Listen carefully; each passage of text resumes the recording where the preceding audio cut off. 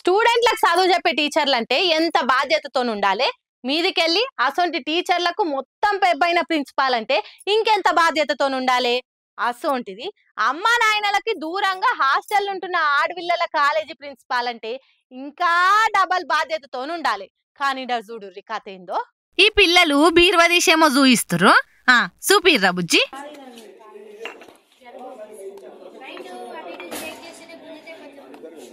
జరగమ్మా ఒకటే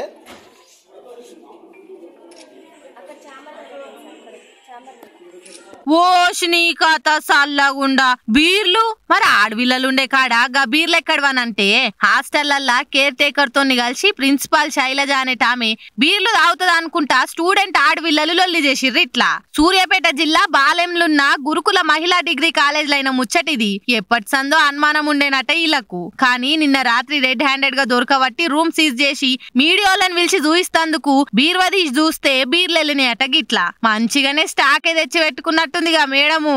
KF light దొరికినట్టున్నాయి. వేరే బ్రాండ్లతోని అడ్జస్ట్ అవుతుంది పాపం. ప్రిన్సిపల్ ఊకే దాగుడే కాకుండా రోజు మమ్మల్ని కొడతది. మా ఇంటోళ్ళు అమ్మా నాయన వచ్చినా మంచిగా మాట్లాడది. చూసి మా కోపికే చచ్చిపోయింది అనుకుంటా ఇగో గిట్లా చెప్పబట్టి రిల్లు పాపం. మా పేరెంట్స్ కూడా రెస్పెక్ట్ అనేది అసలు ఇయ్యదు.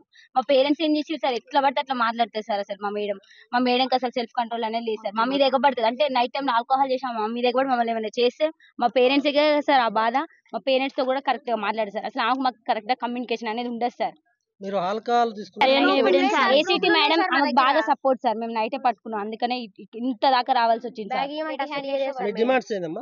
మాకు మెయిన్ మా ప్రిన్సిపల్ మేడం వద్దు, ఏసీటీ మేడం కూడా సస్పెండ్ చేయాలి అంతే. మాకు ప్రిన్సిపల్ మేడం అవి ఉన్నాయి కూడా దొరికినాయి బీర్ బాటిల్స్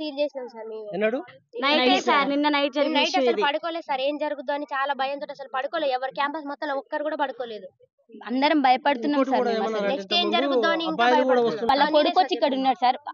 అంటే వాళ్ళ కొడుకు వచ్చినప్పుడల్లా మేము చాలా అన్కంఫర్ట్ గా ఫీల్ అయినాం సార్. మేము అందరం ఆడపిల్లలేం సార్. షార్ట్స్ వేసుకుంటాం ఇంకెట్లనే ఉంటాం సార్. మేము కాలేజ్లో ఉంటున్నాం. హాస్టల్ అంటే కాలేజ్ టైం అయిపోయిన తర్వాత హాస్టల్ మేము అందరం డ్రెస్ చేంజ్ చేసుకుంటాం. కానీ మేము చాలా అన్కంఫర్ట్ గా ఫీల్ అయినాం సార్. వాళ్ళ కొడుకు వచ్చి 5 days 6 days 1 week వరకు ఉన్నారు సార్.